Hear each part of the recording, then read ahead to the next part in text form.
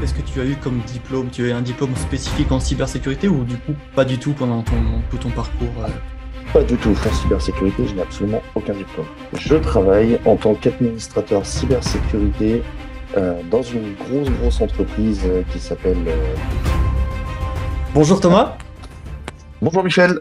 est-ce que tu peux présenter ton parcours passé et actuel pour commencer? Oui, alors moi je suis de formation développeur d'applications et génie logiciel niveau BTS, donc un BTS que j'ai passé en 2011 maintenant. Donc option développeur, j'ai pu développer dans diverses entreprises comme Jean Delatour, une bijouterie à D'accord. l'époque, où on développait tout le système ERP de l'entreprise en Power Builder, donc un langage qui se rapproche de Visual Basic. Bon, voilà, c'est un langage que je connais bien, que je maîtrise bien. Et j'ai pu faire du développement web un petit peu, donc en PHP, en HTML, un petit peu, enfin beaucoup de Perl, langage Perl que j'ai utilisé très régulièrement, pareil dans le cadre de différents travaux. Donc D'accord. voilà. À côté de ça, j'ai eu la chance d'être administrateur de base de données sous SQL Server et MySQL. Donc là où je gérais vraiment toute la base de données de A à Z, la partie sécurité, la partie gestion des tables, gestion des bases, comment faire pour que les bases perdent un peu enfin, ne prennent pas trop de place, ne grossissent pas trop, donc de l'optimisation, de la sécurisation. Et j'ai été par la suite administrateur système et réseau. Donc voilà, donc ça c'était entre 2011, fin 2011 et début 2015. J'ai pu travailler sur ces trois pôles de l'informatique. Et en 2015, j'ai eu un changement de situation. Je suis parti à la police ferroviaire, donc pendant 7 ans, donc de 2015 à 2022. Et février 2022, donc, je me suis inscrit sur Cyberni pour faire donc une formation en cybersécurité et hacking éthique. Et j'ai passé la certification haut la main, je dirais, février donc 2022 avec 801 points sur 1000, Très ce bon qui score. correspond, ce qui correspond voilà, à un score niveau avancé. Donc voilà. Et depuis 3 semaines maintenant, donc depuis le 16 mai, je travaille en tant qu'administrateur cybersécurité dans une grosse entreprise qui s'appelle Covea. Donc voilà, donc j'ai vraiment mis à profit les compétences que tu m'as apportées suite à ta formation. Je mets à profit tous les jours. Donc, euh, donc voilà, challenge plus que réussi pour moi du coup. Eh ben, félicitations pour ce beau parcours. Donc, si je résume, en fait, tu étais d'abord développeur, en développeur, hein, tout simplement. Et puis ensuite, tu es passé par la police ferroviaire et tu t'es dirigé ensuite vers la cybersécurité. Donc, tu avais C'est ça. déjà fait de la cybersécurité en tant que développeur ou du coup, c'est quand même nouveau pour toi par la Alors, suite? j'en avais fait sans vraiment trop y prêter attention en fait, parce qu'à l'époque, c'est vrai que c'était pas forcément aussi démocratisé que maintenant. Pas spécialisé non Euh, plus, j'imagine. voilà, pas spécialisé. Donc voilà, c'était des scripts où justement on essayait de mettre en place que comment ça va être, les requêtes SQL ne puissent pas passer, s'il y avait des injections SQL, choses comme ça. Mais D'accord. voilà, c'était pas quelque chose d'officiel entre guillemets. On n'avait pas ce genre de tâches dans le cahier des charges à l'époque. Je Voilà, c'est vois. plus moi qui essayais de travailler un petit peu sur ce côté-là pour sécuriser mon code, sécuriser les bases de données qui étaient derrière. Mais c'était très léger par rapport à ce que je fais maintenant. J'imagine. Et niveau diplôme, qu'est-ce que tu as eu comme diplôme? Tu as eu un diplôme spécifique en cybersécurité ou du coup pas du tout pendant tout ton parcours? Pas du tout. Pas du tout. J'ai eu ma certification TOSA que j'ai passée en février suite à la formation du coup, mais sinon en cybersécurité, je n'ai absolument aucun diplôme. C'était vraiment la première fois que je me mettais dans la cybersécurité, j'ai envie de dire vraiment à ce point-là. Très bien. J'avais été sur des sites tels que Newbie Contest à l'époque. Parce que la cybersécurité, c'est un sujet qui me passionne depuis des années. J'ai jamais osé franchir le pas, pour être totalement honnête. Donc j'allais sur des sites tels que Newbie Contest à l'époque, mais voilà, c'était très léger, c'était du basique. Et c'est pour ça que quand j'ai eu l'occasion de voir sur mon compte CPF que ta formation était proposée, que j'ai souhaité me lancer et me dire allez, c'est le moment. Très bien. Super. Est-ce que tu peux détailler en quelques mots rapidement ce que tu fais actuellement en poste dans la cybersécurité? Oui, alors moi je suis responsable entre guillemets de tout ce qui est paramétrage et gestion des firewalls de l'entreprise, des proxys bien sûr, mise en place de VPN SSL pour que des sociétés externes puissent venir chez nous en cas de besoin pour prendre la main sur des serveurs, sur des postes, choses comme ça. D'accord. Donc tout ça c'est moi qui le paramètre, qui paramètre les accès avec des règles. Par exemple, on a des collaborateurs à nous d'entreprises extérieures qui ne peuvent se connecter, par exemple, que du lundi au vendredi, de 8h à 18h, avec telle machine, telle IP, provenant de telle IP, qui va sur tel serveur qui n'a que cette IP-là. Donc voilà, ce genre de choses. J'ai la gestion de tout ce qui est certificat SSL, donc que ce soit des certificats internes ou certificats externes, les WAF, les web applicatifs firewall, donc qui sont gérés enfin, qui sont mis en place dans la société. Donc voilà, j'ai vraiment toute cette partie-là. Et on travaille aussi avec l'ANSSI Très bien. pour tout ce qui est justement anti-spam, blocage voilà, d'URL particulière. On se tient un jour on se tient un jour, tout simplement, sur toutes les demandes et toutes les évolutions liées à la cybersécurité pour essayer de protéger au maximum notre réseau, quoi. Tu as un certain poste central en fin de compte alors et des responsabilités du coup au quotidien. Tout à fait, tout à fait, tout à fait, oui, effectivement. Euh, c'est quelque chose que j'ai appris à découvrir bah, justement suite à ta formation, que je ne connaissais pas. Et effectivement, oui, on a un poste clé et un poste central dans l'entreprise. Parce que tout passe par nous, entre guillemets. Toutes les ouvertures de flux passent par nous. Toutes les attaques possibles et imaginables qui peuvent être faites envers l'entreprise, ça reste nous les interlocuteurs finaux, entre guillemets. Donc oui, effectivement, j'ai un poste clé dans l'entreprise, surtout en informatique. Tu es en CDI, ton poste? Effectivement, alors moi je travaille pour une ESN, Oui. une entreprise de services numériques qui est basée à Nantes et qui me délègue, enfin me détache en tant que consultant cybersécurité dans l'entreprise Covéa. Mais effectivement, je suis en CDI dans mon ESN. Super. Ben, dans tous les cas, je te souhaite un excellent parcours professionnel et C'est gentil, que du meilleur dans ce domaine qui, je c'est pense, gentil. te passionne tout autant que moi et sans doute ceux qui nous écoutent. J'ai quelques petites Tout autres à fait, oui. questions. Oui. Selon toi, quelles compétences techniques et, dans un second temps, non techniques sont indispensables pour travailler dans la cybersécurité? Alors, pour moi, la compétence, moi je mets ça en compétence technique, c'est vraiment de vouloir chercher par soi-même. Ben, pour moi, ça reste une compétence technique. De vraiment se creuser la tête et de se dire, voilà, j'ai un problème, faut que je cherche par moi-même. Qu'est-ce que ça veut dire? Qu'est-ce que La ça solution. signifie? Comment ça s'imbrique? Oui, mais pas que la solution toute prête. Vraiment comprendre le mécanisme. Je vois par exemple, grosso modo, une différence entre un pare-feu et un proxy. Voilà, moi j'essaye de chercher vraiment les différences. Alors c'est au niveau du modèle aussi, c'est au niveau de plein de choses, mais j'essaye vraiment de comprendre les différences dans leur ensemble pour savoir comment gérer ce que telle demande est par feu, telle demande est proxy. Voilà, moi c'est vraiment ce côté-là qui pour moi est le point le plus bloquant techniquement si on ne l'a pas. C'est là qu'on sent aussi la passion, l'envie de savoir, en Voilà, fait, tout à l'envie de fait. creuser dans le sujet et pas juste de trouver la solution vite fait, bien fait sur Internet, Tout à fait, ouais. de vouloir apprendre en fin de compte. C'est ça, de vouloir apprendre et de vouloir apprendre aussi un petit peu par soi-même en essayant de chercher justement les solutions, les explications au petit à petit, hein. C'est du travail de longue haleine. J'en suis bien conscient, j'en suis le premier à le faire hein, euh, au jour d'aujourd'hui, mais ça reste pour moi Absolument. essentiel dans ce métier-là. Qu'est-ce que tu penses des autres compétences? Souvent, quand on débute, on se dit, ah, il faut apprendre la programmation, mais du coup, quel langage il faut apprendre? Est-ce qu'il faut apprendre Python? Est-ce qu'il faut apprendre HTML? Est-ce qu'il faut apprendre les réseaux? Est-ce qu'il faut être fort en anglais? Qu'est-ce que tu penses de tout ça? Alors, bon, moi j'ai eu la chance d'être programmeur, enfin développeur et programmeur, donc j'ai une facilité. Je n'ai jamais été programmeur Python. J'ai commencé à m'y mettre justement suite à ta formation et à tes cours, parce que tu as débloqué des cours programmés en Python. Donc j'ai commencé à y mettre un petit peu le nez dedans. Mais sinon, je n'avais jamais développé en Python au préalable.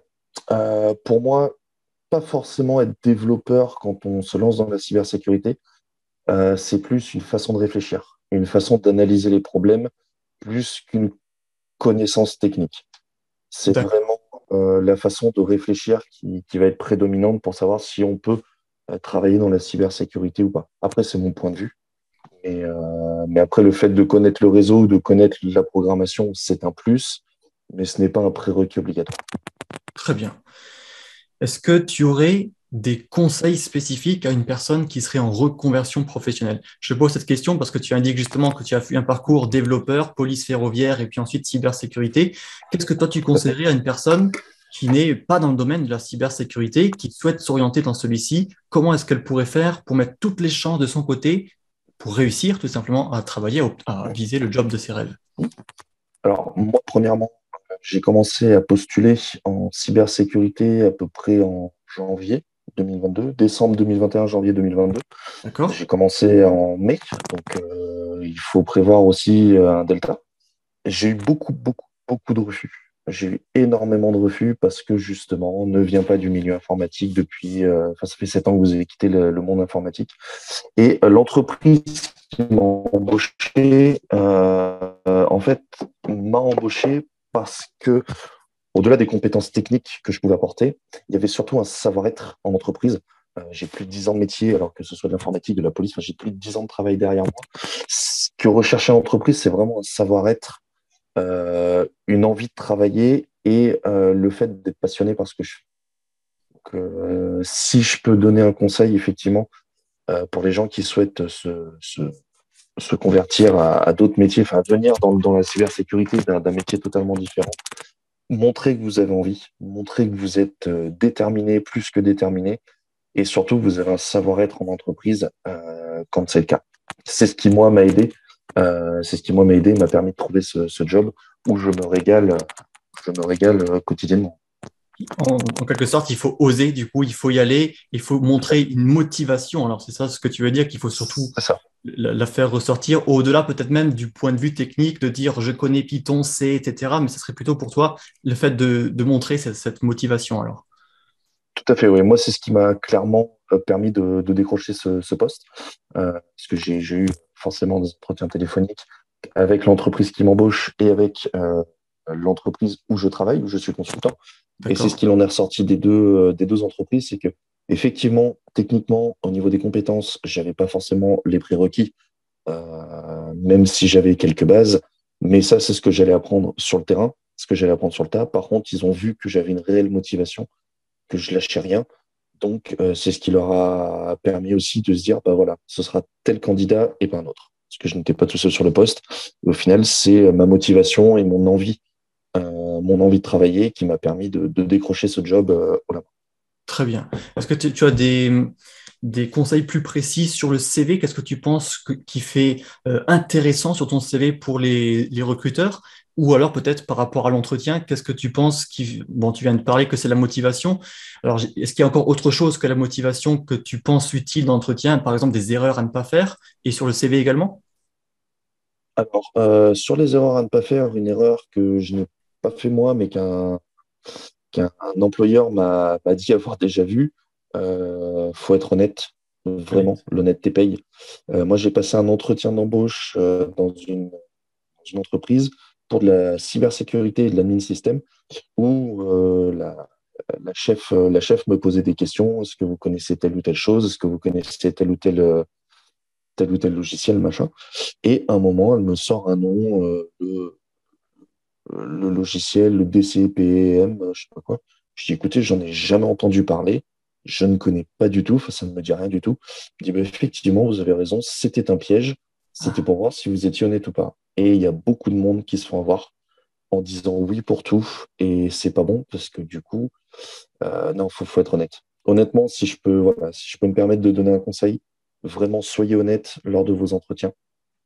soyez vous-même, tout simplement. Pour le CV Et également, du coup, ne pas dire pour le qu'on a eu CV telle également, chose, voilà, qu'on a fait tout plein de choses, et puis finalement, on n'arriverait pas à c'est le ça. démontrer, et ça serait… C'est ça, tout à fait.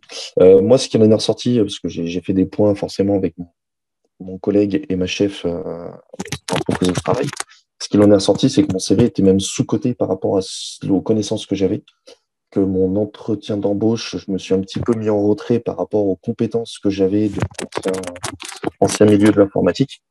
Mais voilà, je préfère, ce que j'aurais dit, je préfère être un petit peu sous-coté que de me survendre et au final que la déception soit là à la fin. Bien sûr. Donc, ils sont plus contents que déçus. Donc, moi, ça m'arrange. Euh, j'ai pu appréhender divers autres sujets, divers autres choses au sein de mon entreprise. Mais voilà, soyez honnête avec vous-même aussi, savoir où vous vous placez, c'est quelque chose qui est important. Selon moi, avant de se lancer dans les entretiens d'embauche, sachez où vous vous placez. Voilà. Et bien sûr, je préfère le dire, même si ça me paraît logique, mais soignez la présentation aussi. Très bien. Ben, en tout cas, C'est merci quelque beaucoup chose de très important. pour tous tes détails. J'espère qu'ils seront vraiment Pas de utiles souci. à ceux qui nous Bah, écoutent. j'espère. C'est tout ce que j'espère, que ce soit utile à quelqu'un et qu'il puisse décrocher quelque chose justement grâce à ce genre de petits détails. Peut-être encore une remarque sur ce que tu penses des formations professionnelles en général, ce à quoi elles t'ont servi, qu'est-ce que tu as appris, quels sont les avantages, peut-être les inconvénients également que tu as rencontrés. Alors, au niveau formation professionnelle, moi, j'en ai fait un paquet.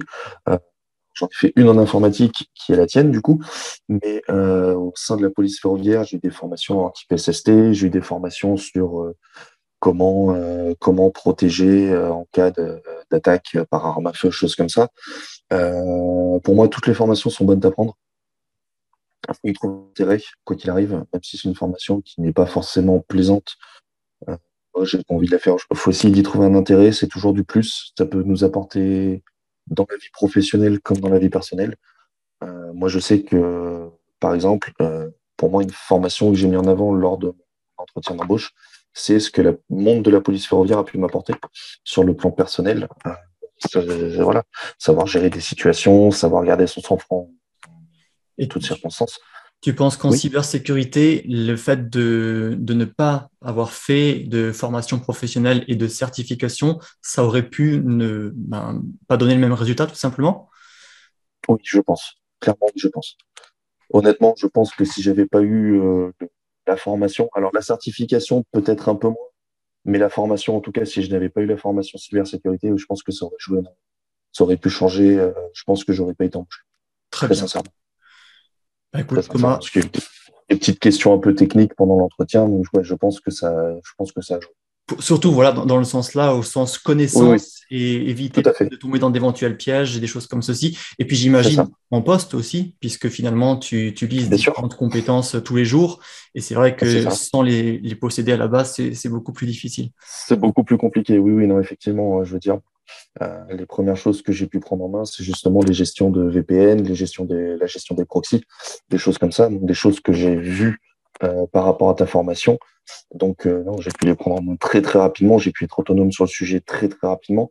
Après, ça m'a demandé aussi un peu de travail personnel, hein, bien sûr. Le soir, faut se renseigner, faut se documenter. Mais non, non, là, ça fait 3 semaines bientôt que je suis dans l'entreprise. Je suis autonome sur beaucoup, beaucoup de choses et du coup, ça facilite la vie des collègues. Et puis, c'est toujours agréable de se sentir un petit peu autonome et de savoir Bien qu'on est sûr. utile. Tu as déjà des évolutions professionnelles en vue que tu aimes, là où tu te vois, par exemple, dans, je sais pas, 5 ans, voire même peut-être 10 ans déjà? Alors, j'avoue que sur du plus ou moins long terme, j'aimerais faire un passage du côté du pen test. C'est quelque chose que j'aimerais essayer justement. Donc là, justement, enfin, pour l'instant, je fais mes armes. Pour l'instant, vraiment, je fais mes armes et je profite au maximum de ce que je fais actuellement, ce que je me régale. Mais si dans 5 ou 10 ans, l'entreprise qui m'embauche me dit, bah voilà, le poste chez Covea, c'est stop pour telle ou telle raison, et on a différentes possibilités, où effectivement, j'aimerais me lancer un petit peu dans le pentesting pour voir un petit peu par ce côté-là, et pourquoi pas par la suite partir Je sais qu'il y a des métiers au sein de la cybersécurité qui vont sur le deep web assez régulièrement pour voir justement quelles informations transitent, s'il n'y a pas des informations sensibles de telle ou telle entreprise, et pourquoi pas faire ce genre de métiers aussi qui sont pour moi très, très intéressants. Très bien. C'est un petit peu ça la cybersécurité, c'est que c'est assez souple. On n'est pas Tout à bloqué à fait. vie dans un poste donné. On peut tout à fait évoluer, changer plus tard, C'est etc. ça. Tout à fait, tout à fait. Très bien. Bah, écoute, Thomas, est-ce que tu as encore un dernier mot, peut-être un encouragement, quelque chose à faire pour ceux qui nous écoutent, ou est-ce que tu aurais un lien, par exemple, où ils pourraient te contacter, les gens, si jamais ils auraient des questions, par exemple, plus personnelles à te poser? Oui, alors de toute façon, moi j'ai comment ça s'appelle, pas LinkedIn, c'est LinkedIn. LinkedIn? J'ai Oui, un LinkedIn que Thomas Trédé. je te N'hésitez donnerai pas, alors. n'hésitez pas à leur donner. N'hésitez pas à m'envoyer des messages, à essayer de me contacter. Il n'y a aucun souci, je répondrai. Peut-être pas en temps réel, mais je répondrai, ça c'est sûr et certain. Et surtout, ne lâchez rien. Si vous avez envie de travailler dans la cybersécurité ou dans le monde de l'informatique en règle générale, ne lâchez rien. Moi, je sais que ça a pris ça a pris 6 mois. Je trouve que ça a été relativement vite, mine de rien. Parce que voilà, j'avais 7 ans où je n'avais pas travaillé dans l'informatique du tout. Mais vraiment, ne lâchez rien, accrochez-vous et ça en vaut vraiment la peine. Très bien. Eh bien, écoute, merci beaucoup d'avance pour eux et pour moi aussi, pour tout le monde, pour tous les conseils que tu as déjà donnés. Euh, Et on a bien compris Merci beaucoup, Michel. que être motivé, foncer, et ne rien C'est ça, lâcher, c'est les maîtres mots c'est ça, c'est ça, tout à fait. pour l'informatique. Et moi, je tenais aussi particulièrement à te remercier pour la formation. Je sais que j'en ai parlé tout le long de notre échange, mais C'est vraiment, gentil. vraiment un grand merci. Parce que comme je te l'ai dit, je pense que sans cette formation, je n'aurais pas eu mon métier actuel.